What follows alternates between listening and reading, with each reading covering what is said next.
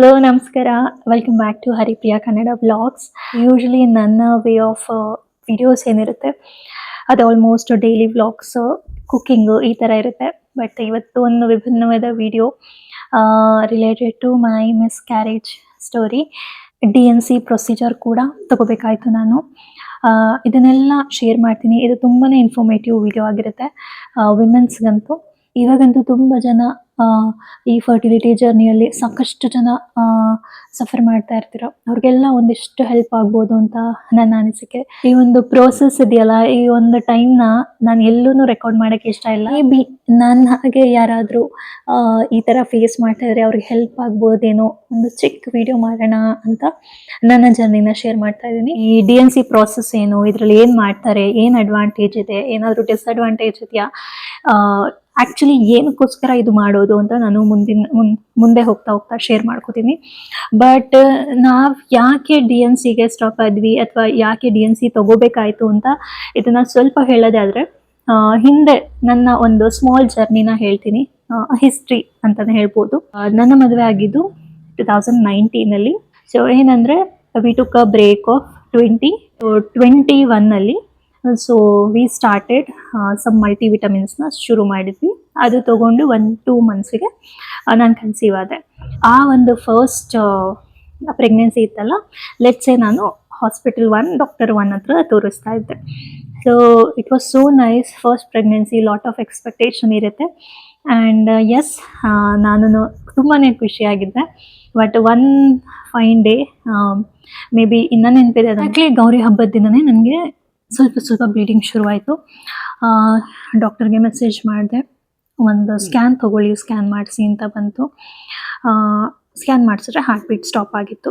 So actually ಅದು ಎಷ್ಟನೇ ತಿಂಗಳಿಗೆ ಅಂದರೆ, ಇನ್ನೇನು 3 ಮಂತ್ಸ್ ಸ್ಕ್ಯಾನ್, NT ಸ್ಕ್ಯಾನ್ ಅಂತಾರಲ್ಲ, ಅದು ಇನ್ನು 1 ವಾರ ಇತ್ತು, ಅಷ್ಟರೊಳಗೆ ಸ್ಟಾಪ್ ಆಗೋಯಿತು. ಮುಂಚೆ ಮಾಡಿಸಿದ್ವಿ, ಹಾರ್ಟ್ ಬೀಟ್ ಬಂದಿತ್ತು, 6th or 7th ವೀಕಿಗೆ ಬಂದಿತ್ತು. ಆ ಟೈಮಲ್ಲಿ ಏನು ಮಾಡಿದರು, ನನಗೆ ಹೇಗಿದ್ರು ಬ್ಲೀಡಿಂಗ್ ಶುರು ಆಯ್ತಲ್ಲ, ಸೊ ಟ್ಯಾಬ್ಲೆಟ್ ಕೊಟ್ಟರು ಡಾಕ್ಟರ್ ಟ್ಯಾಬ್ಲೆಟ್ ಕೊಟ್ಟರು. ಸೊ 15 ಡೇಸಲ್ಲಿ ಕ್ಲಿಯರ್ ಔಟ್ ಆಯಿತು ಎಲ್ಲ. ಮತ್ತೆ ತಿರ್ಗಾ ಸ್ಕ್ಯಾನ್ ಮಾಡಿಸಿದ್ವಿ, ಸೊ ಎಲ್ಲ ಕ್ಲಿಯರ್ ಆಗಿತ್ತು. ಸೊ ಇನ್ ಕೇಸ್ ಕ್ಲಿಯರ್ ಆಗಿಲ್ಲ ಅಂದರೆ DNC ಪ್ರೊಸೀಜರ್ ಮಾಡ್ತಾರೆ ಡಾಕ್ಟ್ರು. ನಾನು ಹೇಳ್ತೀನಿ ಅದು ಯಾವಾಗ ಮಾಡ್ತಾರೆ ಅಂತ. ಸೊ ಇದು ಬಂದುಬಿಟ್ಟು ನನ್ನ ಫಸ್ಟ್ ಪ್ರೆಗ್ನೆನ್ಸಿ ಸ್ಟೋರಿ. ಆ್ಯಂಡ್ 21 ಆಯಿತು. ಇನ್ನು so we took a break off 22 and 23 ನಾವು ಇನ್ನೊಬ್ಬ ಡಾಕ್ಟ್ರಿಗೆ, let's say hospital 2 and doctor 2ಗೆ ತೋರಿಸಿದ್ವಿ. ಎಗೈನ್ ದೇ ಪ್ರಿಸ್ಕ್ರೈಬ್ ಸಮ್ ಮಲ್ಟಿವಿಟಮಿನ್ಸ್. ಅದಾಗಿ 3 ಮಂತ್ಸ್ಗೆ ಎಗೈನ್ ಕನ್ಸೀವ್ ಆದೆ. ಅಲ್ಲೊಂದು ಸೆಕೆಂಡಲ್ಲಿ ಏನಾಯಿತು, ಡಾಕ್ಟರ್ ಕೂಡ ಇನ್ನೊಂದ್ಸಲ ಮಿಸ್ಕ್ಯಾರೇಜ್ ಆಗಬಾರ್ದು ಅಂತ ಪ್ರಿಕಾಷನ್ಸ್ ಎಲ್ಲ ತೊಗೊಂಡು ಎಲ್ಲ ಟ್ಯಾಬ್ಲೆಟ್ಸ್ ಎಲ್ಲ ಶುರು ಮಾಡಿದ್ರು. ಹಾರ್ಮೋನಲ್ ಪೀಲ್ಸ್ ಆಗಲಿ, ಇನ್ನು ಬೇರೆ ಬೇರೆ ಟ್ಯಾಬ್ಲೆಟ್ಸ್ ಇರುತ್ತಲ್ಲ, ಅದನ್ನೆಲ್ಲ ಶುರು ಮಾಡಿದರು. ಅಲ್ಲೂ ಕೂಡ 7th ವೀಕಿಗೆ ಹಾರ್ಟ್ ಬೀಟ್ ಬಂತು. ಆ್ಯಂಡ್ ಎಗೈನ್ 3 ಮಂತ್ಗೆ 1 ವೀಕ್ ಇರುವಂಗೆ ಎಗೈನ್ ದ ಸೇಮ್ ಪ್ರೋಸೆಸ್, ನನಗೆ ಬ್ಲೀಡಿಂಗ್ ಶುರು ಆಯಿತು. ಸೊ ಫೈನಲಿ ಹೋಗಿ ಸ್ಕ್ಯಾನ್ ಮಾಡಿಸಿದಾಗ ಎಗೈನ್ ಹಾರ್ಟ್ ಬೀಟ್ ಸ್ಟಾಪ್ ಆಗಿತ್ತು. ಸೊ ಇದು ಬಂದ್ಬಿಟ್ಟು ಸೆಕೆಂಡ್ ಪ್ರೆಗ್ನೆನ್ಸಿ. ಆ್ಯಂಡ್ ಇವಾಗ ಡಾಕ್ಟರ್ ಏನು ಸಸ್ಪೆಕ್ಟ್ ಮಾಡಿದ್ರು, ಕಂಟಿನ್ಯೂಸ್ ಆಗಿ 2 ಫೇಲ್ಯೂರ್ ಆಗಿದೆಯಲ್ಲ, ಸೊ ನಾವು ಒಂದು ಜೆನೆಟಿಕ್ ಟೆಸ್ಟ್ ತೊಗೊಂಬಿಡೋಣ. ಏನಾದರೂ ಜೆನೆಟಿಕಲಿ ಪ್ರಾಬ್ಲಮ್ ಇದ್ದರೆ ಗೊತ್ತಾಗುತ್ತೆ. ಬಿಕಾಸ್ ಸತತವಾಗಿ ನಾನು 3 ಮಂತ್ ಕೂಡ ಪಾಸ್ ಆಗ್ತಾ ಇರಲಿಲ್ಲ ನನ್ನ ಪ್ರೆಗ್ನೆನ್ಸಿ ಜರ್ನಿ. ಪ್ರೆಗ್ನೆನ್ಸಿ ಟರ್ಮಿನೇಟ್ ಮಾಡೋಕ್ಕೆ ಅವರು ಟ್ಯಾಬ್ಲೆಟ್ ಸಜೆಸ್ಟ್ ಮಾಡಿದರು. ಟ್ಯಾಬ್ಲೆಟ್ ತೊಗೊಂಡೆ ಜೆನೆಟಿಕ್ ಟೆಸ್ಟಿಗೋಸ್ಕರ ಅಂತ. ಅದೇನು ಫೀಟಸ್ ಬೆಳೆದಿರುತ್ತಲ್ಲ, ಅದು ಬೇಕಾಗಿತ್ತು. ಸೊ ಟ್ಯಾಬ್ಲೆಟಲ್ಲಿ ಹೇಗಿದ್ರು ಥ್ರೂ ವೈಜೈನಾ ಫೀಟಸ್ ಹೋಗುತ್ತಲ್ಲ, ಸೊ ಅದನ್ನು ಕಲೆಕ್ಟ್ ಮಾಡ್ಕೊಂಬನ್ನಿ ಅಂತ ಒಂದು ಡಬ್ಬಿ ಕೊಟ್ಟಿದ್ರು, ಚಿಕ್ಕ ಡಬ್ಬಿ, ಅದರಲ್ಲೇನೋ ಸೊಲ್ಯೂಷನ್ ಇತ್ತು. ಸೊ ನಾವು ಅದು ಹೊರಗೆ ಹೋದ ತಕ್ಷಣ ಕಲೆಕ್ಟ್ ಮಾಡ್ಕೊಂಡು ಹೋಗಿ ತೊಗೊಂಡೋಗಿ ಕೊಟ್ವಿ. ಆ್ಯಂಡ್ ಅವರು ಜೆನೆಟಿಕ್ ಟೆಸ್ಟಿಗೆಲ್ಲ ಕೊಟ್ಟಿದ್ದೀವಿ ಅಂದರು. ಬಟ್ ದ ಪ್ರಾಬ್ಲಮ್ ಏನಂದರೆ, ಅದು ರಿಪೋರ್ಟ್ ಬರಲೇ ಇಲ್ಲ ಕೊನೆಗೂ. ಸೊ ಜಸ್ಟ್ ಅವರು ಓವರಲ್ಲಿ ನಾರ್ಮಲ್ ಇದೆ ಅಂತ ಹೇಳ್ಕೊಂಬಂದರು. ಸೊ ನಾವು ಹೋಗಿ ಚೆಕ್ ಮಾಡ್ಸೋಕೆ ಹೋಗಲಿಲ್ಲ. ಸೊ ನಾವು ಇದೇ ಒಂಥರ ಫ್ರಸ್ಟ್ರೇಷನಲ್ಲಿ ಇದ್ವಲ್ಲ, ಒಂಥರ ಬೇಜಾರಲ್ಲಿದ್ವಲ್ಲ, ಹಾಗಾಗಿ ನಾವು ಮತ್ತೆ ರಿಪೋರ್ಟ್ ಎಲ್ಲ ಇಸ್ಕೊಳಕ್ಕೆ ಹೋಗಲಿಲ್ಲ. ಓಕೆ, ಹೇಗಿದ್ರು ನಾರ್ಮಲ್ ಇದೆಯಲ್ಲ, ನೋಡೋಣ ಅಂತ ಹೇಳಿ. ಸೊ ಆಯಿತು, ಇನ್ನು 1 ಇಯರ್ ಪಾಸ್ ಆಯಿತು. ಆ್ಯಂಡ್ ಸೊ ಇವಾಗ ಏನಾಗಿತ್ತು, 2025 this was my third pregnancy. So yes, ಚೆನ್ನಾಗೇ ಆಯಿತು. ನಾನು ಈ ಸಲ ಯಾವುದೇ ಕನ್ಸಲ್ಟೇಷನ್ ಆಗಲಿ, ಯಾವುದೇ ಮಲ್ಟಿವಿಟಮಿನ್ಸ್ ಆಗಲಿ ತೊಗೊಂಡಿರಲಿಲ್ಲ. It was all by means of natural. November 12 ನಾನು UPT ಟೆಸ್ಟ್ ತೊಗೊಂಡೆ ಮನೆಯಲ್ಲೇ. So it was 2 lines positive ಬಂದಿತ್ತು. ಸೊ ಇಲ್ಲೆಲ್ಲಾದರೂ ಹಾಕಿರ್ತೀನಿ ನೋಡಿ.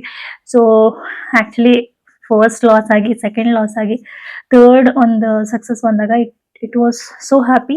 ಬಟ್ ಜೊತೆ ಒಂದು ಭಯನೂ ಇತ್ತು, ಯಾಕಂದರೆ 2 ಸಲ 3 ಮಂತ್ಸ್ ಒಳಗೆ ಲಾಸ್ ಆಗಿತ್ತಲ್ಲ, ಹಾಗಾಗಿ ಆ ಭಯ ಒಂದು ಸೈಡಲ್ಲಿ ಇತ್ತು. ಬಟ್ ತುಂಬಾ ಹೋಪ್ಸ್ ಇತ್ತು, ಓಕೆ ಈ ಸಲ ನಾನು ಪಾಸ್ ಆಗ್ತೀನಿ, 3 ಮಂತ್ ಪಾಸ್ ಆಗ್ತೀನಿ ಅಂತ ಹೇಳಿ. ಬಟ್ ಅನ್ಫಾರ್ಚುನೇಟ್ಲಿ ಫಸ್ಟ್ ಸ್ಕ್ಯಾನಿಗೆ ಹೋದ್ವಿ, ಅದೇ ಹಾರ್ಟ್ ಬೀಟ್ ಸ್ಕ್ಯಾನ್ ಮಾಡ್ತಾರಲ್ಲ 7th ವೀಕಲ್ಲಿ. ಅದಕ್ಕೆ ಏನಾಗಿತ್ತು, ಜಸ್ಟ್ ಸ್ಯಾಕ್ ಕಾಣಿಸ್ತಾ ಇತ್ತು. ಫಸ್ಟ್ ಸ್ಕ್ಯಾನಲ್ಲಿ ನಮಗೇನು ಕಾಣಿಸ್ಲಿಲ್ಲ. ಓಕೆ, ಡಾಕ್ಟರ್ ಸಜೆಸ್ಟ್ ಮಾಡಿದ್ರು ನೆಕ್ಸ್ಟ್ ವೀಕ್ ತೊಗೊಳ್ಳೋಣ, ಇನ್ ಕೇಸ್ ಅರ್ಲಿ ಪ್ರೆಗ್ನೆನ್ಸಿ ಇದ್ರೆ ಅದು ಕಾಣಿಸಲ್ಲ ಅಂತ. ನೆಕ್ಸ್ಟ್ ವೀಕ್ ಹೋದ್ವಿ, ಜಸ್ಟ್ ಒಂಚೂರು ಸ್ಯಾಕ್ ಕಾಣಿಸ್ತಾ ಇತ್ತು ಅಷ್ಟೇ. ಸೊ ಡಾಕ್ಟರ್ ಹೇಳಿದ್ರು, ಓಕೆ ಈ ವೀಕ್ ಸ್ಯಾಕ್ ಕಾಣಿಸ್ತಾ ಇದೆ, ನೆಕ್ಸ್ಟ್ ವೀಕ್ ಇನ್ನೊಂದು ತೊಗೊಳ್ಳೋಣ ಅಂತ. ನೆಕ್ಸ್ಟ್ ವೀಕ್ ನಾನು ಎಕ್ಸಾಕ್ಟ್ಲಿ 1 ವೀಕಿಗೆ ಹೋಗಲಿಲ್ಲ, ಸ್ವಲ್ಪ ಲೇಟಾಗಿ ಹೋದೆ. ಆದ್ರೂ ಹಾರ್ಟ್ ಬೀಟ್ ಬಂದಿಲ್ಲ. ಇಟ್ ವಾಸ್ 8 ವಾರದ ಮೇಲೆ ಆಗಿತ್ತು, ಹಾರ್ಟ್ ಬೀಟ್ ಬಂದಿಲ್ಲ. ಸೊ ಏನು ನಾನು ಸ್ಯಾಕ್ ಅಂತ ಹೇಳಿದೆ ಅದೇ ಇದೆ, ಗ್ರೋತ್ ಆಗಿಲ್ಲ, ಡೆವಲಪ್ಮೆಂಟ್ ಆಗಿಲ್ಲ. ಇನ್ನೂ ನೆನಪಿದೆ ನನಗೆ ಈ ವಿಷಯನ. ಸ್ಕ್ಯಾನಿಂಗಲ್ಲಿ ಹೇಳಿದ ತಕ್ಷಣ, ಅವರು ಸ್ಕ್ಯಾನ್ ಮಾಡ್ತಾರಲ್ಲ ಅಲ್ಟ್ರಾಸೌಂಡು, ಅಲ್ಲಿ ಹೇಳಿದ ತಕ್ಷಣನೇ ನನಗೆ ಕಣ್ಣಲ್ಲಿ ನೀರು ತುಂಬ್ಕೊಂತು. ಅದ್ರ ಮೂಲಕನೇ ನಾನು ಆಚೆಗೆ ಬಂದಿದ್ದು. ಸೊ ನನಗೆಲ್ಲೂ ಒಂದು ಕಡೆ ನೆಗೆಟಿವಿಟಿ ಶುರುವಾಯಿತು. ಇದು ಕೂಡ ನನ್ನ ಕೈಗೆ ಸಿಗಲ್ಲ ಅಂತ ನೆಗೆಟಿವಿಟಿ ಶುರುವಾಗ್ತಾ ಬಂತು. ಆ ದಿನ ನಾನು ಕಂಪ್ಲೀಟ್ ಲೀವ್ ತೊಗೊಂಡೆ. ಆ್ಯಕ್ಚುಲಿ 1 ಅವರ್ ಪರ್ಮಿಷನ್ ತೊಗೊಂಡೆ ಸ್ಕ್ಯಾನಿಗೆ ಅಂತ, ಬಟ್ ಕಂಪ್ಲೀಟ್ ಲೀವ್ ತೊಗೊಂಡೆ, ಯಾಕಂದರೆ ನನ್ನ ಮನಸ್ಥಿತಿ ಕೂಡ ಅಷ್ಟೇ ಕೆಟ್ಟಾಗಿತ್ತು. ಸೊ ಓಕೆ, ಇದೊಂದು ರಿಪೋರ್ಟ್ ಬಂತು ಒಂದು ಅರ್ಧ ಗಂಟೆ ಆದಮೇಲೆ. ನಾನು ಹೇಳ್ದಂಗೆ ಗ್ರೋತ್ ಆಗಿಲ್ಲ. ಇದನ್ನು ಡಾಕ್ಟ್ರಿಗೆ ಕಳಿಸ್ಕೊಟ್ವಿ. ಈವನ್ ಸ್ಕ್ಯಾನ್ ಮಾಡ್ತಿದ್ರಲ್ಲ ಅವರು ಹೇಳಿದರು, ಇದು ಗ್ರೋತ್ ಆಗಿಲ್ಲ, ಇಷ್ಟೊತ್ತಿಗೆ ಹಾರ್ಟ್ ಬೀಟ್ ಬರಬೇಕಿತ್ತು. ಇದು ಇವಾಗಲೇ ಗ್ರೋತ್ ಆಗಿಲ್ಲ ಅಂದರೆ ಇನ್ನೂ ಗ್ರೋತ್ ಆಗೋದು ತುಂಬಾ ಡೌಟ್ ಇದೆ. So it is better to terminate this pregnancy ಅಂತ ಹೇಳಿದರು. ಸೊ ಡಾಕ್ಟ್ರಿಗೆ ಕಳಿಸಿದಾಗ ಡಾಕ್ಟ್ರು ಕೂಡ ಅದೇನೇ ಸಜೆಸ್ಟ್ ಮಾಡಿದರು. ಸೊ ಆವತ್ತು ಸಂಜೆನೇ ಡಾಕ್ಟರ್ನ ಮೀಟ್ ಮಾಡಿದ್ವಿ. ಮೀಟ್ ಮಾಡಿದ್ಮೇಲೆ ಸೊ ಎಲ್ಲ ಬಿಡಿಸಿ ಹೇಳಿದ್ರು, ಇದು ಈ ಸ್ಟೇಜಲ್ಲೇ ಇನ್ನೂ ಗ್ರೋತ್ ಆಗಿಲ್ಲ ಅಂದರೆ ಇನ್ನು ಗ್ರೋತ್ ಆಗಿಲ್ಲ ಅಂತ ಹೇಳಿ. ಆ್ಯಂಡ್ ಅವರು ಮೊದಲಿಗೆ ಕೇಳಿದ್ದು ನಮ್ಮದು, ಓಕೆ ಜೆನೆಟಿಕ್ ಟೆಸ್ಟ್ ಮಾಡಿಸಿದ್ದೀರಾ ಅಂತ. ನಮ್ಮ ಹತ್ರ ಮಾಡಿಸಿರೋದಕ್ಕೆ ಪ್ರೂಫ್ ಇಲ್ಲ, ಬಟ್ ಜಸ್ಟ್ ಓರಲಿ ಹೇಳಿದರು. ಹಿಂದೆ ಹಾಸ್ಪಿಟಲ್ 2 ಆ್ಯಂಡ್ ಡಾಕ್ಟರ್ 2 ಅವರು ಓರಲಿ ಹೇಳಿದರು ನಾರ್ಮಲ್ ಇದೆ ಅಂತ. ಬಟ್ ರಿಪೋರ್ಟ್ ಇಲ್ದಿರೋ ಕಾರಣ ನಾವು ಕನ್ಫರ್ಮ್ ಇರಲಿಲ್ಲ. ಸೊ ಏನು ಹೇಳಿದ್ರು, ಒಂದ್ಸಲ ಈ ಫೀಟಸ್ನ ಜೆನೆಟಿಕ್ ಟೆಸ್ಟಿಗೆ ಕಳಿಸೋಣ, ಸೊ ಇದನ್ನು ನಾವು DNCಯಿಂದ ರಿಮೂವ್ ಮಾಡಿಬಿಟ್ಟು ಕಳಿಸೋಣ ಅಂತ ಹೇಳಿದರು. DNC ತಗೊಳ್ಳೇಬೇಕಾಯಿತು, ಇಲ್ಲಾಂದರೆ ಟ್ಯಾಬ್ಲೆಟಲ್ಲೇ ಟರ್ಮಿನೇಟ್ ಮಾಡ್ತಾಯಿದ್ರು. ಬಟ್ ಎಸ್, ಈ ಕಾರಣದಿಂದ ನಾನು DNCಗೆ ಎಂಡಪ್ ಆಗಬೇಕಾಗಿ ಬಂತು. ಕಥೆಯಲ್ಲಿ ಎಲ್ಲಿದ್ದೆ ಅಂದರೆ, ಅವತ್ತು ಸ್ಕ್ಯಾನ್ ಆಯ್ತಲ್ಲ, ಗ್ರೋತ್ ಇಲ್ಲ ಅಂತ ಹೇಳಿದ್ರಲ್ಲ, ಅವಾಗ ನಾನು ಹತ್ಕೊಂಡ್ಬಂದೆ ಅಲ್ಲ ಸ್ಕ್ಯಾನ್ ಒಳಗಿಂದ. ನಿನ್ಗೇನು ಫೀಲ್ ಆಯ್ತು? ನಿಂಗೂ ಅಳ್ತಿದ್ದೆ ಅಂತ ನನಗೆ ಗೊತ್ತು, ಹೇಳು ಏನು ಅನಿಸ್ತು?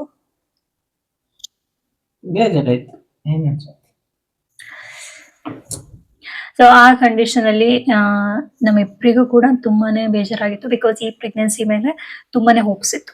ಸೊ ನನಗೆ ಫಸ್ಟ್ ಟೈಮ್ DNC ಪ್ರೊಸೀಜರು ತುಂಬಾನೇ ಕೇಳಿದೆ ಡಾಕ್ಟರ್ ಹತ್ರ, ಇದು ಪೇನ್ಫುಲ್ ಇದೆಯಾ, ಎಷ್ಟು ದಿನ ರೆಸ್ಟ್ ಮಾಡಬೇಕು, ಏನು ಎಂತ ಅಂತ ಎಲ್ಲ ಕೇಳಿದೆ. ಡಾಕ್ಟರ್ ಹೇಳಿದ್ರು, ಇಲ್ಲಮ್ಮ ಇದು ಪೇನ್ಲೆಸ್ ಸರ್ಜರಿ ಅಂತ ಹೇಳಿದ್ರು. ಓಕೆ, ಒಂದು ಕಡೆ ಓಕೆ ಅಂತ ಇತ್ತು, ಬಿಕಾಸ್ ಟ್ಯಾಬ್ಲೆಟ್ ತೊಗೊಂಡ್ರೆ 15 ಡೇಸ್ ಸಫರ್ ಮಾಡಬೇಕಾಗುತ್ತೆ, ಅದು ಹಿಂಡ್ಕೊಂಡು ಬರುತ್ತೆ, ಆ ಪೇನ್ ತಡಿಯೋಕ್ಕಾಗಲ್ಲ. ಇದು ಪೇನ್ಲೆಸ್ ಅಂತಿದ್ರಲ್ಲ, ನೋಡೋಣ ಅಂತ. ಫೈನ್, ಹೆಂಗಿರು ಕೊಡಲೇಬೇಕಲ್ಲ ಫೀಟಸ್ನ ಟೆಸ್ಟಿಗೆ ಅಂತ ಹೇಳಿ ಓಕೆ ನಾವು ಡಿಸೈಡ್ ಮಾಡ್ಕೊಂಡ್ವಿ DNC ಮಾಡಿಸೋಣ ಅಂತ. ಸೊ ಇಲ್ಲಿ ನಾವು DNC ಮಾಡಿಸೋದಕ್ಕೆ ಮುಂದಾದ್ವಿ. ಸೊ DNC ಮಾಡಿಸೋ ದಿನ I think it was November 4th ಅನಿಸುತ್ತೆ. ಆ ದಿನ 7 ಗಂಟೆಗೆ ಅಡ್ಮಿಟ್ ಆಗಕ್ಕೆ ಹೇಳಿದ್ರು. ಆ್ಯಂಡ್ ನಾವು 8 ಗಂಟೆಗೆ ಹೋದ್ವಿ, ಅಡ್ಮಿಟ್ ಆದ್ವಿ. ಆ್ಯಂಡ್ ಸರ್ಜರಿ ಇದ್ದಿದ್ದು 11 ಗಂಟೆಗೆ, ಮೀಟ್ಸನ್ನೇ 9 ಗಂಟೆ ತನಕ ಆಗೋಯಿತು. ಸೊ ನಾನು ನನ್ನ ಹಸ್ಬೆಂಡ್ ಇಬ್ಬರೇ ಹೋಗಿದ್ದು. ಆ್ಯಂಡ್ ಊರಿಂದ ನಮ್ಮ ಇನ್ಲಾಸ್ ಆಗಲಿ ಹಾಗೆ ನನ್ನ ಪೇರೆಂಟ್ಸ್ ಆಗಲಿ ಬರ್ತಾಯಿದ್ರು ಆ ಸಂದರ್ಭದಲ್ಲಿ ನನ್ನ ನೋಡೋದಕ್ಕೆ ಅಂತ ಹೇಳಿ. ಬಿಕಾಸ್ ನಾನು ತುಂಬಾ ಡೌನ್ ಆಗಿದ್ದೆ ಆ ಟೈಮಲ್ಲಿ. ಹಾಗಾಗಿ ಒಂದು ಜನರಲ್ ವಾರ್ಡ್ ಅಂತ ಕೊಟ್ಟರು, ಅಲ್ಲಿ ಹೋಗಿ ಮಲ್ಕೊಂಡಿದ್ದೆ. ಅವ್ರದ್ದು ಏನು ಹಾಸ್ಪಿಟಲ್ ಡ್ರೆಸ್ ಇರುತ್ತೆ ಅದನ್ನ ಕೊಟ್ಟರು, ಅದನ್ನ ಹಾಕ್ಕೊಂಡೆ. ನೆಕ್ಸ್ಟ್ ಏನಾಯಿತು, ಹಾಗೆ ಒಂದೊಂದೇ ಟೆಸ್ಟ್ ಶುರುವಾಯಿತು. ಒಂದು ಬ್ಲಡ್ ಟೆಸ್ಟ್ ಮಾಡೋಕ್ಕೆ ಬ್ಲಡ್ ತೊಗೊಂಡು ಹೋಗ್ತಾ ಇದ್ರು, ಇನ್ನೊಂದು ECG ಟೆಸ್ಟ್ ಮಾಡಕ್ಕೆ ಬರ್ತಾ ಇದ್ರು, ಮತ್ತೆ ಪಲ್ಸ್ ಟೆಸ್ಟ್ ಮಾಡಕ್ಕೆ ಬರ್ತಾ ಇದ್ರು. ಅಂಡ್ ಕೆಲವೊಂದು ಟೆಸ್ಟ್ ಡ್ರಿಪ್ ಇರುತ್ತೆ, ಅದನ್ನ ಹಾಕಿ ಟೆಸ್ಟ್ ಮಾಡ್ತಾರೆ, ಏನಾದರೂ ಅಲರ್ಜಿ ಇದೆಯಾ, ಆ ಥರ ಏನಾದರೂ ರಿಯಾಕ್ಷನ್ ಆಗೋದಿದೆಯಾ ಅಂತ. ಸೊ ನನಗಿನ್ನೂ ಬ್ಲೀಡಿಂಗ್ ಶುರುವಾಗಿರಲಿಲ್ಲ, ಜಸ್ಟ್ ಗ್ರೋತ್ ಆಗಿರಲಿಲ್ಲ, ಬಟ್ ಬ್ಲೀಡಿಂಗ್ ಶುರುವಾಗಿರಲಿಲ್ಲ. ಸೊ ಹಾಗಾಗಿ ಸರ್ವಿಕ್ಸ್ನ ಸಾಫ್ಟ್ ಮಾಡೋಕ್ಕೆ ಅಂತ ಹೇಳಿ ಆಪ್ರೇಷನ್ ಟೈಮಲ್ಲಿ ಈಸಿ ಆಗಬೇಕಲ್ಲ, ಹಾಗಾಗಿ ಟ್ಯಾಬ್ಲೆಟ್ ಇಟ್ಟರು. ವೆಜೈನಾಗೆ ಒಂದು ಟ್ಯಾಬ್ಲೆಟ್ ಇಟ್ಟರು. ಅದು ಇಟ್ಟಿದ್ದಷ್ಟೇ ನನಗೆ ಯಾವಾಗ ಬ್ಲೀಡಿಂಗ್ ಶುರುವಾಯಿತು ಅಂತ ನಿಜವಾಗ್ಲೂ ಗೊತ್ತಾಗಿಲ್ಲ. ಸೊ ಅದು ಇಟ್ಬಿಟ್ಟು 1 hour ಆದಮೇಲೆ ನಾನು ಎದ್ದರೆ ಕಂಪ್ಲೀಟಾಗಿ, ಸೊ ವೆಜೈನಾಯಿಂದ ಕಂಪ್ಲೀಟಾಗಿ ಕಾಲ್ ಎಂಡ್ವರೆಗೂ ಬ್ಲೀಡ್ ಆಗ್ತಾ ಇದ್ದೀನಿ. ನಾನು ಎದ್ದ ಮೇಲೆ ಫೀಲ್ ಮಾಡ್ತಾ ಇದ್ದೀನಿ ಅಷ್ಟು ಬ್ಲೀಡ್ ಆಗ್ತಾ ಇದೆ ಅಂತ. ಎಷ್ಟಾಯಿತು. ಆಮೇಲೆ ಅನಸ್ತೇಷಿಯಾ ಟೀಮ್ ಬಂದರು. ಒಂದಿಷ್ಟು ಬೇಸಿಕ್ ಕ್ವೆಶನ್ ಕೇಳಿಬಿಟ್ಟು ಅವರು 2 types ಆಫ್ ಅನಸ್ತೇಷಿಯಾ ಪ್ರಿಫರ್ ಮಾಡಿದರು. ಒಂದು ನಾರ್ಮಲ್ ಜನರಲ್ ಅನಸ್ತೇಷಿಯಾ ಕೊಡ್ಬೋದು, ಇಲ್ಲಾಂದರೆ ಸ್ಪೈನಲ್ ಅನಸ್ತೇಷಿಯಾ ಕೊಡ್ಬೋದು. ಅದೇ ಆಪ್ರೇಷನ್ ಎಲ್ಲ ಮಾಡ್ತಾರಲ್ಲ ಅವಾಗ ಕೊಡ್ತಾರಲ್ಲ ಅದು. ಸೊ ಯಾವುದು ಡಾಕ್ಟರ್ ಸಜೆಸ್ಟ್ ಮಾಡ್ತಾರೆ ಅದನ್ನು ಕೊಡ್ತೀವಿ ಅಂತ ಹೇಳೋದ್ರು. ಸೊ ಇದಾಯಿತು, ಬ್ಲೀಡಿಂಗು ಶುರುವಾಯಿತು. ಲಿಟ್ರಲಿ ನಾನು ಒಂದು ಗುಕ್ಕು ನೀರು ಕುಡ್ದಿರಲಿಲ್ಲ, ಒಂದು ತುತ್ತೂ ಊಟ ಮಾಡಿರಲಿಲ್ಲ. ಯಾಕಂದರೆ ಅವರು ಖಾಲಿ ಹೊಟ್ಟೆಲೆ ಬರೋಕ್ಕೆ ಹೇಳಿದರು. 11 ಗಂಟೆ ತನಕ 11 ಗಂಟೆವರೆಗೂ ಜನರಲ್ ವಾರ್ಡಲ್ಲೇ ಇದ್ದೆ. ಆಮೇಲೆ ನನಗೆ ಆಪ್ರೇಷನ್ ಥಿಯೇಟ್ರಿಗೆ ಶಿಫ್ಟ್ ಮಾಡೋಕ್ಕೆ ಶುರು ಮಾಡಿದರು. ಸೊ ಇಲ್ಲಿ ನನಗೆ ಫಸ್ಟ್ ಎಕ್ಸ್ಪೀರಿಯನ್ಸ್ ಅಲ್ವಾ, ಡಗ ಅಂತ ಶುರುವಾಯಿತು. ನನ್ನ ಇನ್ನರ್ ಹಾರ್ಟ್ ಬೀಟ್ ಜಾಸ್ತಿ ಆಯಿತು. ಬಟ್ ಸ್ಟಿಲ್ ನಾನು ತುಂಬಾ ಕಂಟ್ರೋಲ್ಡ್ ವೇಯಲ್ಲಿದ್ದೆ, ಬಿಕಾಸ್ ಈ ಟೈಮಲ್ಲಿ BP ಡೌನು ಆಗಬಾರ್ದು, ತುಂಬಾ ಕಷ್ಟ ಆಗುತ್ತೆ ಸರ್ಜರಿ ಟೈಮಲ್ಲಿ. ಹಾಗಾಗಿ ತುಂಬಾ ಕಾನ್ಫಿಡೆಂಟಾಗಿ, ತುಂಬಾ ಕಂಟ್ರೋಲ್ಡಾಗಿ ಇದ್ದೆ ನನ್ನ ಎಮೋಷನ್ಸಲ್ಲಿ. ಎಸ್. ಸೊ ನನ್ನ ಜನರಲ್ ವಾರ್ಡಿನ ಸ್ಟ್ರೆಚರ್ ಇರ್ತಲ್ಲ ಮಲಗಿಸ್ಕೊಂಡು ಕರ್ಕೊಂಡು ಹೋದ್ರು. ಸೀದಾ OT ಹೋದ್ವಿ. OTಲಿ ನಾವು ತೋರಿಸಿದ ಡಾಕ್ಟ್ರು ಇದ್ರು, ಆ್ಯಂಡ್ ಡಾಕ್ಟರ್ ಜೊತೆ ಒಂದು 10 ಟೆಕ್ನಿಷಿಯನ್ಸ್ ಇದ್ರು. ಅದು OTದು ಸ್ಟ್ರೆಚರ್ ಇರುತ್ತಲ್ಲ ಅದಕ್ಕೆ ಟ್ರಾನ್ಸ್ಫರ್ ಮಾಡಿದ್ರು ನನ್ನ. ಈ ಕೈಯಲ್ಲಿ ಏನೋ ಡ್ರಿಪ್ ಹಾಕಿದ್ರು, ಈ ಕೈಯಲ್ಲಿ BP ಮತ್ತೆ ಪಲ್ಸ್ ಮಾನಿಟರ್ ಆಗ್ತಾ ಇತ್ತು, ಆ್ಯಂಡ್ ಇನ್ನೊಂದು ಕಡೆ ECG ಕೂಡ ಮಾನಿಟರ್ ಆಗ್ತಾ ಇತ್ತು. ಇಷ್ಟನ್ನು ಕನೆಕ್ಟ್ ಮಾಡಿದ್ರು. ಆ್ಯಂಡ್ ಇನ್ನು ಹೇಳಿದ್ರು ಸ್ಪೈನಲ್ ಅನಸ್ತೇಷಿಯಾ ಕೊಡ್ತೀವಿ ಅಂತ ಹೇಳಿದ್ರು. ಅದನ್ನು ಕೊಟ್ಟ ತಕ್ಷಣ ಒಂದು 5 ನಿಮಿಷದಲ್ಲಿ ನಂಬಾಗುತ್ತೆ, ನಿಮ್ಗೆ ಏನು ಗೊತ್ತಾಗಲ್ಲ ಅಂತ ಹೇಳಿದ್ರು. ಸೊ ಹಿಂದೆ ಅನಸ್ತೇಷಿಯಾ ಕೊಟ್ಟರು ಬೆನ್ನಲ್ಲಿ, ಅದು ಸ್ವಲ್ಪ ನನಗೆ ಪೇನ್ ಆಯಿತು. ಒಂದು 5 ನಿಮಿಷ ಹಾಗೆ ಮಲಗಿಸಿದ್ರು. ಅಷ್ಟರಲ್ಲಿ ಏನಾಯಿತು, ಕಾಲೆಲ್ಲ ಬಿಸಿ ಆಗೋಕ್ಕೆ ಶುರುವಾಯಿತು. ಈ ಸೊಂಟದಿಂದ ಕೆಳಗಿನ ಪೋರ್ಷನ್ನು ಬಿಸಿ ಆಗೋಕ್ಕೆ ಶುರುವಾಯಿತು. And in a couple of minute complete ನಂಬಾಗೋಯ್ತು. ಏನಂದರೆ ಏನೂ ಸೆನ್ಸ್ ಗೊತ್ತಾಗ್ತಿರ್ಲಿಲ್ಲ. ಆ್ಯಂಡ್ ಈ ಹೊಟ್ಟೆ ಭಾಗದಲ್ಲಿ ಸ್ವಲ್ಪ ಗೊತ್ತಾಗ್ತಾ ಇತ್ತು, ಬಟ್ ಬೇರೆ ಏನೂ ಗೊತ್ತಾಗಲಿಲ್ಲ. ಆ್ಯಂಡ್ ಎಸ್, ಪ್ರೊಸೀಜರ್ ಶುರುವಾಯಿತು. ಪ್ರೊಸೀಜರ್ ಬಂದ್ಬಿಟ್ಟು DNC ಅಂತ, ಅದ್ರದ್ದು ಫುಲ್ ಫಾರ್ಮ್ ಎಲ್ಲ ಹಾಕಿರ್ತೀನಿ. ಆ್ಯಂಡ್ ಇದು ಪ್ರೋಸೆಸ್ ಹೆಂಗೆ ಅಂದರೆ, ಜಸ್ಟ್ ವ್ಯಾಕ್ಯೂಮ್ ಥರ ಒಂದು ಪ್ರೆಗ್ನೆನ್ಸಿ ಟಿಶ್ಯೂ ಇರುತ್ತಲ್ಲ, ಒಂದು ಪುಟಾಣಿದು ಏನು ಪೈಪ್ ಥರ ಪಾಸ್ ಮಾಡ್ತಾರೆ ಅನ್ಕೋತೀನಿ. ಆ ವ್ಯಾಕ್ಯೂಮ್ ಥರ ಅದನ್ನು ಎಳಿತಾರೆ, ಅಂದರೆ ಆ ವ್ಯಾಕ್ಯೂಮ್ ಅದನ್ನು ಎಳ್ಕೊಳ್ಳುತ್ತೆ ಅಷ್ಟೇ. ಸೊ ಯಾವುದೇ ರೀತಿ ಪೇಯ್ನ್ ಆಗಲಿ ಅಥವಾ ಚುಚ್ಚೋ ಥರ ಆಗಲಿ ಈ ಥರ ಯಾವುದೇ ಎಕ್ವಿಪ್ಮೆಂಟ್ಸ್ ಇರಲ್ಲ. ಇಟ್ ಈಸ್ ವೆರಿ ಸೇಫ್, ಆ ಥರ ಇರುತ್ತೆ. ನನಗೆ ಆ್ಯಕ್ಚುಲಿ ಅದು ಪ್ರೋಸೆಸ್ ಗೊತ್ತಿಲ್ಲ, ನಾನು ಆಮೇಲೆ ನೋಡಿದ್ದು. ಬಟ್ ಅದೇನು ಚೂರು ಅಂದರೆ ಚುಟ್ಕಿನೂ ಒಂದು ಇರುವೆ ಕಚ್ಚಿದಷ್ಟು ನನಗೆ ಪೇಯ್ನ್ ಆಗಲಿಲ್ಲ DNC ಪ್ರೋಸೆಸ್ ಬಂದು. ಬಟ್ ಏನಾಗ್ತಾ ಇತ್ತು ನನಗೆ ಅಂದರೆ, ಆ ಅನೆಸ್ಥಿಷಿಯಾ ಕೊಟ್ಟಿದ್ರಲ್ಲ, ಸಿಕ್ಕಾಬಟ್ಟೆ ಶಿವರ್ ಆಗ್ತಾ ಇದ್ದೀನಿ, ಸಿಕ್ಕಾಬಟ್ಟೆ ಕೋಲ್ಡ್ ಆಗ್ತಾ ಇದೆ, ಶಿವರ್ ಆಗ್ತಾ ಇದ್ದೀನಿ. ಇವನ್ AC ಕೂಡ ಪಾಪ ಅವರೆಲ್ಲ ಆಫ್ ಮಾಡಿರು, ನಾನು ಶಿವರ್ ಆಗ್ತಿದ್ದು ನೋಡಿಬಿಟ್ಟು ಅಷ್ಟೂ ಶಿವರ್ ಆಗ್ತಾ ಇದ್ದೆ. ಅದು ನಾನು ಮೇ ಬಿ ಡ್ರಿಪ್ ಹಾಕಿದ್ರಲ್ಲ ಅದಕ್ಕೆ ಅಂದ್ಕೊಂಡೆ, ನೋ ಅದಕ್ಕೆಲ್ಲ, ಸ್ಪೈನಲ್ ಅನೆಸ್ಥಿಷಿಯಾ ಕೊಟ್ಟರಲ್ಲ, ಸೊ ಅದಕ್ಕೆ ಕೋಲ್ಡ್ ಆಗ್ತಾ ಇತ್ತು. ಪ್ರೋಸೆಸ್ ಬಂದುಬಿಟ್ಟು 120 to 30 minutes ಆಗುತ್ತೆ ಅಷ್ಟೇ, ಅದಕ್ಕೂ ಮೇಲೆ ಆಗೋದಿಲ್ಲ. ಮತ್ತು ಡಾಕ್ಟರು ಇದನ್ನು ತೆಗ್ದಿದ್ದೀನಮ್ಮ, ಟೆಸ್ಟಿಗೆ ಕಳಿಸ್ಕೊಡ್ತೀನಿ ಅಂತ ತೋರಿಸ್ಬಿಟ್ಟು ಹೋದರು. ಸೊ ಪ್ರೋಸೆಸ್ ಆಯಿತು. ಬಟ್ ನಾನು ಇನ್ನೂ 2 hour ಅಬ್ಸರ್ವೇಷನಲ್ಲಿ ಇದ್ದೆ. ಯಾಕೆ ಗೊತ್ತಾ, ಕಂಪ್ಲೀಟ್ ನನಗೆ ಅನಸ್ತೇಷಿಯಾ ಆಗಿದೆ. ಲೋವರ್ ಪಾರ್ಟ್ ನಂಗೆ ನಡೆಯೋಕ್ಕಾಗಲ್ಲ, ಏನು ಮಾಡೋಕ್ಕಾಗಲ್ಲ, ಅಲ್ಲಾಡ್ಸೋಕ್ಕೂ ಆಗ್ತಾಯಿಲ್ಲ. ಆ ಆಪರೇಷನ್ ಥಿಯೇಟರ್ ಸ್ಟ್ರೆಚರಿಂದ ಒಂದು ಅಬ್ಸರ್ವೇಷನ್ ರೂಮಿಗೆ ತಂದು ಹಾಕಿದ್ರು. ಸೊ ಅಲ್ಲಿ ಏನು ಮಾಡ್ತಾಯಿದ್ರು, ನನಗೆ ಕಂಟಿನ್ಯೂಸ್ BP ಮಾನಿಟರ್ ಮಾಡ್ತಾಯಿದ್ರು. ಬಿಕಾಸ್ ನಂದು BP ಸಿಕ್ಕಾಬಟ್ಟೆ ಲೋ ಆಗ್ತಾ ಇತ್ತು. ಅದೇನಕ್ಕೋ ಗೊತ್ತಿಲ್ಲ, ನಾನು ಶಿವರ್ ಆಗ್ತಿದ್ನಲ್ಲ, ಅದಕ್ಕೋಸ್ಕರ ಅಂತ ಗೊತ್ತಿಲ್ಲ, ಬಟ್ ಕಂಟಿನ್ಯೂಸ್ ಆಗಿ ಲೋ ಆಗ್ತಾ ಇತ್ತು. ಸೊ ಯಾರೋ ಹೇಳ್ತಾಯಿದ್ರು ಕಂಟಿನ್ಯೂಸ್ BP ಮಾನಿಟರ್ ಮಾಡೋಕ್ಕೆ. ಸೊ ಅದನ್ನು ಕನೆಕ್ಟ್ ಮಾಡಿದರು. ಆ್ಯಂಡ್ ನಾನು ಶಿವರ್ ಆಗ್ತಿದ್ದ ಕಾರಣ ಅದು ಹೀಟರ್ ಇರುತ್ತೆ ಆ ಹಾಸ್ಪಿಟ್ಲಲ್ಲಿ ಒಂಥರ. ಸೊ ಅದನ್ನು ನನ್ನ ಬೆಡ್ಶೀಟ್ ಒಳಗೆ ಹಾಕಿದ್ರು ಆ್ಯಂಡ್ 2 ಬ್ಲ್ಯಾಂಕೆಟ್ ಕೂಡ ಹೊದಿಸಿದ್ರು ನನಗೆ. 1 ಅವರ್ ಆಯಿತು, 2 ಅವರ್ ಆಯಿತು, ನನಗೆ ಸ್ವಲ್ಪ ಸ್ವಾಧೀನ ಬಂತು, ಕಾಲೆಲ್ಲ ಅಲ್ಲಾಡಿಸ್ಬೋದು ಅನ್ನೋ. ಸೊ ಆ ಸ್ಟೇಜಿಗೆ ಬಂದಮೇಲೆ ಎಗೇನ್ ಅಬ್ಸರ್ವೇಷನ್ ರೂಮಿಂದ ನನ್ನ ವಾರ್ಡಿಗೆ ಫಸ್ಟ್ ಬಂದು ಅಡ್ಮಿಟ್ ಆಗಿದ್ದಲ್ಲ ಆ ವಾರ್ಡಿಗೆ ಶಿಫ್ಟ್ ಮಾಡಿದ್ರು, ಜನರಲ್ ವಾರ್ಡಿಗೆ. ಸೊ ಆ ಒಂದು ಅನಸ್ತೀಶಿಯಾ ಎಫೆಕ್ಟ್ ಕಂಪ್ಲೀಟಾಗಿ ಹೋಗೋದಕ್ಕೆ 5 ಅವರ್ಸ್ ಬೇಕಾಗುತ್ತೆ. ಅಲ್ಲಿವರೆಗೂ ಕಂಟಿನ್ಯೂಸ್ ಆಗಿ ಏನೂ ತಿನ್ನಂಗಿರಲಿಲ್ಲ, ಏನೂ ಕುಡಿಯೋಂಗಿರಲಿಲ್ಲ. ಆ್ಯಂಡ್ ಏನಾದರೂ ತಿಂದರೆ ಕುಡಿದ್ರೆ ವಾಮಿಟ್ ಆಗುತ್ತಂತ. ಸೊ ನನಗೆ ಹಸು ಬೇರೆ ಆಗ್ತಾಯಿತ್ತು, ಬಾಯೆಲ್ಲ ಒಣಕೊಂಬರ್ತಾ ಇತ್ತು. ಆ ದಿನ ಕಂಪ್ಲೀಟ್ ದಿನ ಉಪವಾಸ.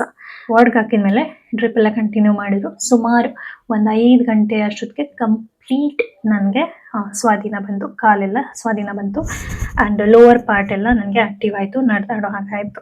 ಒಂದು 5 ಗಂಟೆ ಕರೆಕ್ಟಾಗಿ, ಐ ಥಿಂಕ್ 1 ಗಂಟೆಗೆ ಸರ್ಜರಿ ಆಗಿತ್ತು. ಕಂಪ್ಲೀಟ್ 5 ಗಂಟೆ ತನಕ ಅದು ತೊಗೊಂಡು ಅನಸ್ತೇಷಿಯಾ ಬಿಡೋಕ್ಕೆ. ಏನಾಗಿತ್ತು ಅಂದರೆ ಅನಸ್ತೇಷಿಯಾ ಎಫೆಕ್ಟ್ ಹೋದ ತಕ್ಷಣ ಹೀಗೆ ಬ್ಲೀಡಿಂಗ್ ಶುರುವಾಯಿತು ನನಗೆ.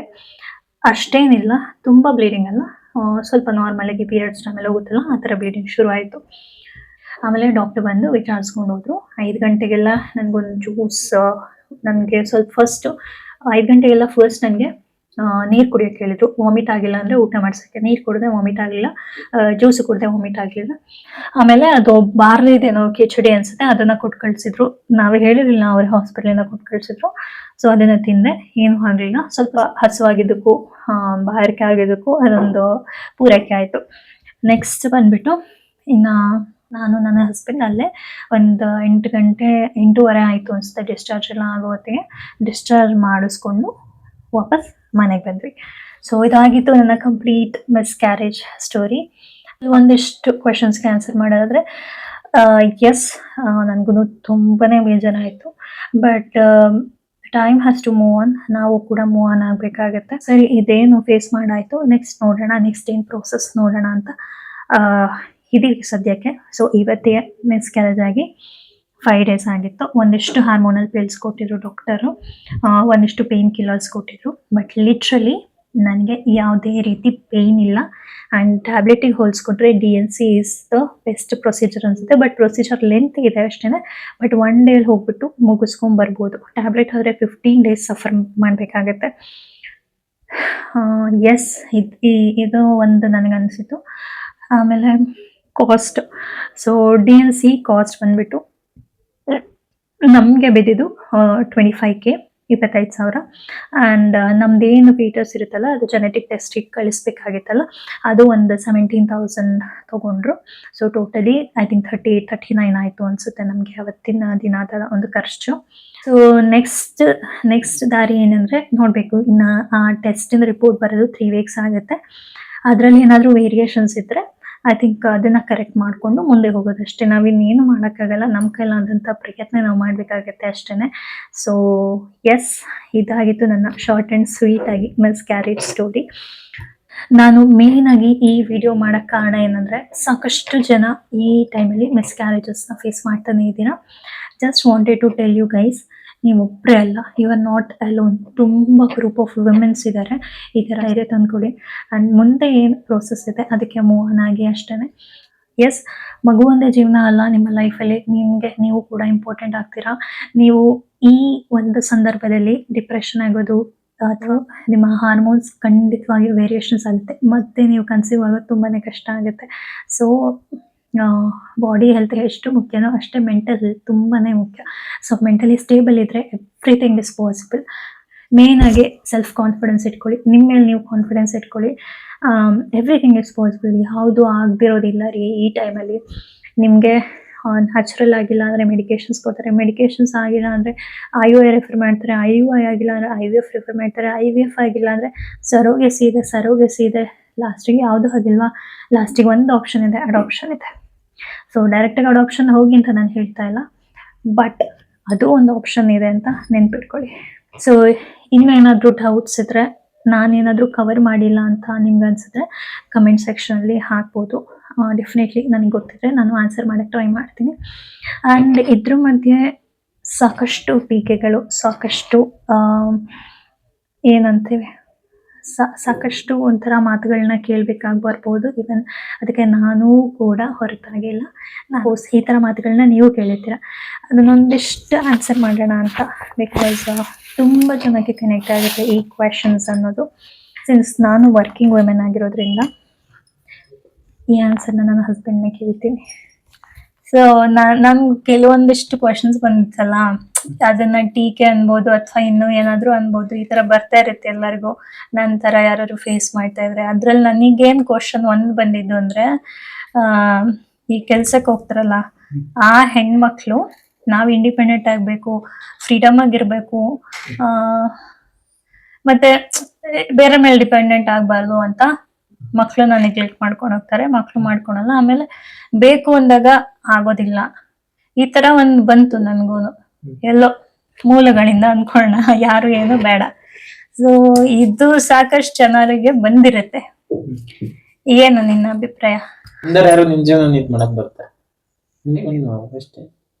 ವರ್ಕಿಂಗ್ ಅಲ್ವಾ, ನಾನೇನಾದ್ರು ಓಕೆ ನಾನು ಇಂಡಿಪೆಂಡೆಂಟ್ ಆಗಿರ್ಬೇಕು ಅಂತ ಏನು ನೆಗ್ಲೆಕ್ಟ್ ಮಾಡಿದ್ನ, ಅಥವಾ ಇದನ್ನ ಹೊರಗಡೆ ಇದನ್ನ ಈ ತರನೇ ತಿಳ್ಕೊಳೋದು ನನಗೆ ಗೊತ್ತು. ನಾನ್ ಜೊತೆ ಇದ್ದವ್ರೆ ಹೇಳ್ಬೇಕು, ಇದನ್ನ ನಾನ್ ನೆಗ್ಲೆಕ್ಟ್ ಮಾಡಿದ್ನ ಇದನ್ನ ಆನ್ಸರ್ ಮಾಡೋ ಅವಶ್ಯಕತೆನೇ ಇಲ್ಲ ಅಲ್ಲ ಬೇರೆಯವ್ರಿಗೆ. ಈ ತರ ಒಂದು ಕ್ವಶನ್ಸ್ ಬಂದಿತ್ತು ನನಗೆ. ನನ್ನ ಹಸ್ಬೆಂಡ್ ರಿಯಾಕ್ಷನ್ ಅದಾಗಿರುತ್ತೆ ಯಾವಾಗ್ಲೂ ಅಷ್ಟೇ. ಬಟ್ ಇದರಲ್ಲಿ 2 ಪಾರ್ಟ್ಸ್ ಇದೆ. ಒಂದು ವಿಮೆನ್ ಇಂಡಿಪೆಂಡೆಂಟ್ ಆಗಿರ್ಬೇಕು, ಫ್ರೀಡಮ್ ಆಗಿರ್ಬೇಕು, ಅಥವಾ ಅವ್ರ ಖರ್ಚನ್ನ ಅವರೇ ನಿಭಾಯಿಸ್ಬೇಕು ಅಂತ ಅನ್ಕೊಳೋದ್ರಲ್ಲಿ ತಪ್ಪೇನಿಲ್ಲ. ಸಾಕಷ್ಟು ಜನ ಇವನ್ ಗಾರ್ಮೆಂಟ್ಸ್ಗೆ ಹೋಗಿ ದುಡಿತಾರೆ, ಅವ್ರ ಮನೆ ಮಕ್ಕಳನ್ನ ನೋಡ್ಕೋತಾರೆ, ಅವ್ರ ಫ್ಯಾಮ್ಲಿನ ನೋಡ್ಕೋತಾರೆ, ಫ್ಯಾಮ್ಲಿಗೆ ಸಪೋರ್ಟ್ ಆಗಿರ್ತಾರೆ. ಸೊ ಇದರಲ್ಲಿ ನನಗೆ ತಪ್ಪಂತ ಕಾಣಿಸ್ತಿಲ್ಲ. ಆ್ಯಂಡ್ ಎಸ್, ನಾನು ಒಪ್ಕೋತೀನಿ, ಕೆಲವೊಂದು ಹೆಣ್ಮಕ್ಳು ಮಕ್ಕಳನ್ನ ಡಿಲೇ ಮಾಡ್ತಾರೆ, 1 ವರ್ಷ 2 ವರ್ಷ ಡಿಲೇ ಮಾಡ್ಕೋತಾರೆ. ಅದ್ರಲ್ಲಿ ತಪ್ಪು ನನಗೆಲ್ಲೂ ಕಾಣಿಸ್ಲಿಲ್ಲ. Because being a working women ಅವ್ರ ಮೆಂಟಾಲಿಟಿ ಹೇಗಿರುತ್ತೆ ನನಗೆ ಗೊತ್ತಿದೆ. ನನ್ನ ಇಂಟೆನ್ಷನ್ ಅದೇ ಇತ್ತು, ಮಕ್ಕಳನ್ನ ಹೆರೋದು ಮುಖ್ಯ. ಹೆರೋದೊಂದು ವಿಷಯ ಆದರೆ ಅವರಿಗೆ ಒಳ್ಳೆ ಜೀವನ ಕೊಡೋದು ನಮ್ಮ ರೆಸ್ಪಾನ್ಸಿಬಿಲಿಟಿನೇ ಹೌದು. ಸೊ ಅದಕ್ಕೋಸ್ಕರ ಒಂದೊಳ್ಳೆ ಕಂಫರ್ಟ್ ಲೈಫ್ ಆಗಿರಬೇಕು. ಅಥವಾ ಕೆಲವೊಬ್ರು ಓಕೆ ನಾನು ಮನೆ ತೊಗೊಂಡ್ಮೇಲೆ ಮಕ್ಕಳು ಮಾಡ್ಕೋತೀನಿ ಅಂತಾರೆ, ಕೆಲವೊಬ್ರು ಸೈಟ್ ತೊಗೊಂಡ್ಮೇಲೆ ಮಾಡ್ಕೋತೀನಿ ಅಂತಂದ್ರೆ, ಕೆಲವೊಬ್ರು ನಂಗೆ ಪ್ರಮೋಷನ್ ಆದ್ಮೇಲೆ ಮಾಡ್ಕೋತೀನಿ ಅಂತಾರೆ, ಕೆಲವೊಬ್ರು ಒಂದಿಷ್ಟು ನಿಗದಿತ ಸ್ಯಾಲ್ರಿ ಡಿಸೈಡ್ ಮಾಡ್ಕೊಂಡಿರ್ತಾರೆ, ಓಕೆ ನಾನು ಆ ಸ್ಯಾಲ್ರಿಗೆ ಹೋದ್ಮೇಲೆ ಮಕ್ಕಳು ಮಾಡ್ಕೋತೀನಿ ಅಂತಾರೆ. ಇಟ್ಸ್ ನಾಟ್, ಅದನ್ನ ಯಾವ ರೀತಿ ತಪ್ಪು ಅಂತೀರಾ? ಯಾವ ರೀತಿ ತಪ್ಪು ಅಂತೀರಾ? ಸೊ ಎಸ್, ಹುಟ್ಟೋದೆಷ್ಟು ಮುಖ್ಯನೋ, ಹುಟ್ಟಿದ ಮೇಲೆ ಅದ್ರ ಜವಾಬ್ದಾರಿ ಅದ್ರದ್ದು 100 ಪಟ್ಟು ಜಾಸ್ತಿ ಆಗುತ್ತೆ ಅಲ್ವಾ. ಅವ್ರಿಗೆ ಒಳ್ಳೆ ಎಜುಕೇಷನ್ ಕೊಡಿಸ್ಬೇಕು, ಒಳ್ಳೆ ಜೀವನ ಕೊಡಬೇಕು ಅಂತ ಎಲ್ಲ ಪ್ರತಿಯೊಂದು ತಂದೆ ತಾಯಿದು ಒಂದು ಡ್ರೀಮ್ ಇರುತ್ತೆ. ಸೊ ಇದನ್ನು ನಾನು ಅಕ್ಸೆಪ್ಟ್ ಮಾಡಲ್ಲ. ಆ್ಯಂಡ್ ಮೋರ್ ಓವರ್ ಕೆಲಸ is my passion. Yes, stressful ಇರುತ್ತೆ ನನ್ನ ಕೆಲಸ, ನಾನು ಅಷ್ಟೇ ಕಂಟ್ರೋಲ್ಡ್ ವೇಯಲ್ಲಿ ಮ್ಯಾನೇಜ್ ಮಾಡ್ತೀನಿ. ಪ್ರತಿಯೊಂದು ಹೆಣ್ಮಕ್ಳ ಮೇಲೂ ನನಗೆ ರೆಸ್ಪೆಕ್ಟ್ ಇದೆ. ಈವನ್ ಮನೇಲಾರು ಇರ್ಬೋದು, ವರ್ಕಿಂಗ್ ವುಮೆನ್ಸ್ ಇರ್ಬೋದು. ಬೀಯಿಂಗ್ ಅ ವರ್ಕಿಂಗ್ ವುಮೆನ್ ಒಳಗೆ ಎಷ್ಟು ಟೆನ್ಷನ್ ಸ್ಟ್ರೆಸ್ ಇರುತ್ತೆ, ಹೊರಗೂ ಅಷ್ಟೇ ಟೆನ್ಷನ್ ಸ್ಟ್ರೆಸ್ ಇರುತ್ತೆ ಆಫೀಸ್ ಕೆಲಸದಲ್ಲಿ. ಸೊ ಇಷ್ಟೆಲ್ಲ ಮ್ಯಾನೇಜ್ ಮಾಡಿಕೊಂಡು ಈ ಥರ ಒಂದು ಫರ್ಟಿಲಿಟಿ ಪ್ರಾಬ್ಲಮ್ಸ್ನ ಫೇಸ್ ಮಾಡ್ತಿರೋರಿಗೆ, so I must say hats off seriously. Because lot of mood swings ಇರುತ್ತೆ. ಕೆಲವೊಂದ್ಸಲ ಏನಾಗುತ್ತೆ, ಈ ಒಂದು ವಿಷಯದಿಂದ ನಮ್ಮ ವರ್ಕ್ ಮೇಲೂ ಕಾನ್ಸಂಟ್ರೇಟ್ ಮಾಡೋಕ್ಕಾಗಲ್ಲ. ತುಂಬ ಸಲ ನನಗೂ ಅದೇ ಆಗಿದೆ. ಸೊ ಅದೆಲ್ಲ ಒಂದು ಹಾರ್ಮೋನಲ್ ವೇರಿಯೇಷನ್ಸಿಂದ ಆ ಫೀಲಿಂಗ್ಸ್ ಬರ್ತಾ ಇರುತ್ತೆ. ಸೊ ಇಷ್ಟೆಲ್ಲ ಒಂದು ಮ್ಯಾನೇಜ್ ಮಾಡೋ ಆ ವರ್ಕಿಂಗ್ ವುಮೆನ್ ಕ್ಯಾಟಗರಿ ಇರ್ತಲ್ಲ, ಅವ್ರಿಗೆಲ್ಲ ಹ್ಯಾಟ್ಸ್ ಆಫ್. ಆ್ಯಂಡ್ ನಿಮಗೆ ಯಾರು ಈ ಥರ ಹೇಳ್ತಾರೆ, ಅವ್ರು ಯಾರೂ ನಿಮ್ಮ ಥರ ನಿಮ್ಮ ಶೂ ಅಲ್ಲಿ ನಿಂತ್ಕೊಂಡು ನೋಡಿರಲ್ಲ, ಜಸ್ಟ್ ಮೇಲ್ನೋಟಕ್ಕೆ ನೋಡಿರ್ತಾರೆ ಅಷ್ಟೇ. ಸೊ ಯಾರಿಗೂ ನೀವು ಆನ್ಸರಬಲ್ ಆಗಬೇಕಾಗಿಲ್ಲ, ನಿಮ್ಮ ಮನಸ್ಸಿಗೆ ನೀವು ಆನ್ಸರಬಲ್ ಆಗಿರಿ ಅಷ್ಟೇ. ಏನೋ ಕೆಲಸ ಮಾಡೋದೇ ಒಂದು ದೊಡ್ಡ ಡಿಸ್ಅಡ್ವಾಂಟೇಜ್ ಏನೋ, ಮಕ್ಕಳು ಮಾಡ್ಕೊಳ್ಳೋಕ್ಕೆ ಅನ್ನೋ ಥರ ಮಾತಾಡ್ತಾರೆ ಸೊಸೈಟಿಯಲ್ಲಿ. So forget about that. Okay, ಇನ್ನೊಂದು ಕ್ವೆಶನ್ ಬಂದಿದೆ ಏನು ಗೊತ್ತಾ? ವಿಥೌಟ್ ನಮ್ಮ ಬಗ್ಗೆ ಗೊತ್ತಿಲ್ಲದೆ, ವಿಥೌಟ್ ಜಡ್ಜಿಂಗ್, ನನಗೆ ಇನ್ನೊಂದು ಕ್ವೆಶನ್ ಬಂದಿದ್ದು ಅಂದರೆ, ಸೊ ಟ್ಯಾಬ್ಲೆಟ್ ತೊಗೋಬಾರ್ದಿತ್ತು ಮಕ್ಕಳಾಗದೆ ಇರೋದಕ್ಕೆ ಟ್ಯಾಬ್ಲೆಟ್ ತೊಗೊಬಾರ್ದಿತ್ತು. ಇವ್ರು ಟ್ಯಾಬ್ಲೆಟ್ ತೊಗೊಂಡ್ಬಿಟ್ಟು ಇನ್ನು ಇವಾಗ ಮಕ್ಕಳು ಬೇಕು ಅಂತ ಮಕ್ಕಳು ಆಗ್ತಾ ಇಲ್ಲ ಅನ್ನೋ ಥರ ಒಂದು ಕಾಮೆಂಟ್ ಬಂದಿತ್ತು. ಓಕೆ, ಕಾಮೆಂಟ್ ಅಂದರೆ ಸೋಷಿಯಲ್ ಮೀಡಿಯಾ ಕಾಮೆಂಟ್ ಅಲ್ಲ. ಐ ಹೋಪ್ ನಿಮ್ಗೆ ಅರ್ಥ ಆಗುತ್ತೆ. ಸೊ ಈ ಥರ ಇನ್ನೊಬ್ರ ಬಗ್ಗೆ ಗೊತ್ತಿಲ್ಲ, ಇನ್ನೊಬ್ರ ಬಗ್ಗೆ ಅವ್ರ ಜೀವನ ನೀವು ನೋಡಿಲ್ಲ, ಅವ್ರ ಶೂ ಅಲ್ಲಿ ನಿಂತ್ಕೊಂಡು ನೀವು ನೋಡಿಲ್ಲ ಅವ್ರ ಪಾಸ್ ಅಂದಮೇಲೆ never ever try to comment on that person. ಅವ್ರೇನು ಫೇಸ್ ಮಾಡ್ತಾ ಇದ್ದಾರೆ, ಅವ್ರು ಯಾವ ಥರ ಇದ್ರು ಅದು ನಿಮಗೆ ಗೊತ್ತಿಲ್ಲ ಅಂದಮೇಲೆ ಕಮೆಂಟ್ ಯಾವತ್ತೂ ಮಾಡೋಕ್ಕೆ ಹೋಗ್ಬೇಡಿ ಯಾರಿಗೂ. ಮಾಡ್ಕೊಳೋ ಅವಶ್ಯಕತೆ ಇಲ್ಲ. ಬಿಕಾಸ್ ನನಗೆ ಗೊತ್ತು, ನನ್ನ ಹಸ್ಬೆಂಡ್ ಗೊತ್ತು ನಾವೇನು ಹೆಂಗಿದ್ವಿ ಏನು ಅಂತ. ಮೋರ್ ಓವರ್ ಸ್ವಲ್ಪ ಸೆನ್ಸ್ ಇಟ್ಕೊಂಡು ಮಾತಾಡಬೇಕು ಈ ಥರ ಜನ. ಬಿಕಾಸ್ ಟ್ಯಾಬ್ಲೆಟ್ ಒಂದೇ ದಾರಿ ಅಲ್ಲ, there are many ways to natural family ಪ್ಲಾನಿಂಗಿಗೆ ತುಂಬಾ ವೇಸ್ ಇದೆ. ಅದ್ರ ಪ್ರೋಸೆಸ್ ಸ್ವಲ್ಪ ಗೊತ್ತಿದ್ದವ್ರಿಗೆ ಇದೆಲ್ಲ ಅರ್ಥ ಆಗುತ್ತೆ. ಟ್ಯಾಬ್ಲೆಟೇ ತೊಗೋಬೇಕು ಅಂತ ಏನಿಲ್ಲ. ಆ್ಯಂಡ್ ನನಗೆ ಅದರ ಅವಶ್ಯಕತೆ ಕೂಡ ಇರಲಿಲ್ಲ ಅಷ್ಟೇ. ಕೆಲವೊಬ್ಬರಿಗೆ ನ್ಯಾಚುರಲಿನೇ ಡಿಲೇ ಆಗ್ತಾ ಇರುತ್ತೆ ಪ್ರೊಸೆಸ್ಸು. ಸೊ ಅವ್ರಿಗೆಲ್ಲ ಈ ಥರ ನಾವು ದೂರೋದಕ್ಕಾಗಲ್ಲ. ಸೊ ಮೇಕ್ ಶೋರ್ ಏನಾದರೂ ಮಾತಾಡಬೇಕಾದ್ರೆ ನಾಲ್ಗೆ ಮತ್ತು ಮೈಂಡ್ ನೆಟ್ಟಿಗೆ ಇಟ್ಕೊಂಡು ಮಾತಾಡಿ ಅಂತ ಹೇಳಕ್ಕೆ ಇಷ್ಟಪಡ್ತಿರ್ತೀನಿ. ಬಿಕಾಸ್ ಈ ಥರ ಒಂದು ಪ್ರೋಸೆಸ್ಸಲ್ಲಿರೋ ಹೆಣ್ಮಕ್ಳು ತುಂಬಾ ಕುಗ್ಗಿರ್ತಾರೆ ಆ್ಯಂಡ್ ತುಂಬಾ ನೋಡಿರ್ತಾರೆ ಡೌನ್ ಸೈಡ್ನ. ಸೊ ಏನಾದರೂ ಮಾತಾಡೋಕ್ಕೆ ಮುಂಚೆ make sure you are right. ನೀವು ನೆಟ್ಟಿಗಿದ್ರೆ ಇನ್ನೊಬ್ರ ಬಗ್ಗೆ ಮಾತಾಡಿ ಅಷ್ಟೇ. ಸೊ ಇದನ್ನು ಸ್ವಲ್ಪ ಅಗ್ರೆಸಿವ್ ಆಗಿ ಹೇಳ್ತಾ ಇದ್ದೀನಿ, ಬಿಕಾಸ್ ಅಗ್ರೆಸಿವ್ ಆಗಿ ಹೇಳಬೇಕು ಅಂತ ಅನಿಸಿತ್ತು, ಅದಕ್ಕೆ ಅಷ್ಟೇ. ಅಲ್ಲಿ ನಾನು ಏನು ಹೇಳ್ತೀನಿ ಅಂದರೆ, ಅಫ್ಕೋರ್ಸ್ ನಮ್ಮಂಥ ಎಲ್ಲ ಹೆಣ್ಮಕ್ಳಿಗೂ ಈ ಥರ ಟೀಕೆಗಳು ಫ್ಯಾಮ್ಲಿಲಿ ಕೇಳೋದು, ರಿಲೇಟಿವ್ಸಲ್ಲಿ ಕೇಳೋದು ಆ್ಯಂಡ್ ಏನು ಬೇರೆಯವರು ಕೇಳೋದು ಇದೆಲ್ಲ ಸಾಮಾನ್ಯ, ಸಹಜ. ಮೂರನೇ ವ್ಯಕ್ತಿ ಏನಾದರೂ ಹೇಳಿದ್ರೆ ನೀವು ಇಲ್ಲಿಗಲ್ಲ ಎಲ್ಲಿಗೂ ತೊಗೊಬೇಡಿ, ಕಿವಿಗೂ ತೊಗೊಬೇಡಿ, ಜಸ್ಟ್ ಬಿಟ್ಟಾಕ್ಬಿಡಿ ಅಷ್ಟೇ. ಈ ಥರ ಒಂದು ಸಿಚುವೇಶನ್ ನೀವು ಫೇಸ್ ಮಾಡ್ತಾ ಇದ್ರೆ ಒಂದ್ಸಲ ಥಿಂಕ್ ಮಾಡಿ, ನಿಮ್ಗೆ ಅಳಬೇಕು ಅನ್ಸುತ್ತೋ ಅಳಿ, ಆಮೇಲೆ ನೀವು ವಿತ್ ಸ್ಟ್ಯಾಂಡ್ ಆಗಲೇಬೇಕು. ನೆಕ್ಸ್ಟ್ ಪ್ರೋಸೆಸ್ಗೆ ನೀವು ಹೋಗಲೇಬೇಕು, ವಿತ್ ಸ್ಟ್ಯಾಂಡ್ ಆಗಲೇಬೇಕು. You have to race again, wake up ಅಷ್ಟೇ. ನನ್ನ ವಿಷಯಕ್ಕೆ ಬಂದರೆ I am very less concerned about third party. ನನ್ನ ಲೈಫಲ್ಲಿ ಮೂರನೇ ವ್ಯಕ್ತಿಗೆ ಲಿಟ್ರಲಿ ಝೀರೋನೇ ವ್ಯಾಲ್ಯೂ ಇರೋದು. ನಾನು ಅವ್ರ ಮಾತು ಕೇಳಿಸ್ಕೊಳ್ಳೋದಿಲ್ಲ. ಆ್ಯಂಡ್ ನನ್ನ ಬಗ್ಗೆ ಕಮೆಂಟ್ ಮಾಡ್ತಿದ್ರು, ನನಗೆ ಗೊತ್ತಿದ್ರು ನಾನು ಸುಮ್ಮನೆ ಇರ್ತೀನಿ. ಬಿಕಾಸ್ ನನ್ನ ಮನಸ್ಸಲ್ಲಿರುತ್ತೆ ಇವ್ರದೇ 1000 ತೂತುಗಳಿದೆ, ಇನ್ನೊಂದು ಮನೆ ತೂತನ್ನು ಮುಚ್ಚಕ್ಕೆ ಬರ್ತಾ ಇದ್ದಾರೆ, ಇನ್ನೊಂದು ಮನೆ ತೂತನ್ನು ದೊಡ್ಡದು ಮಾಡೋಕ್ಕೆ ಬರ್ತಾ ಇದ್ದಾರೆ ಅಂತ.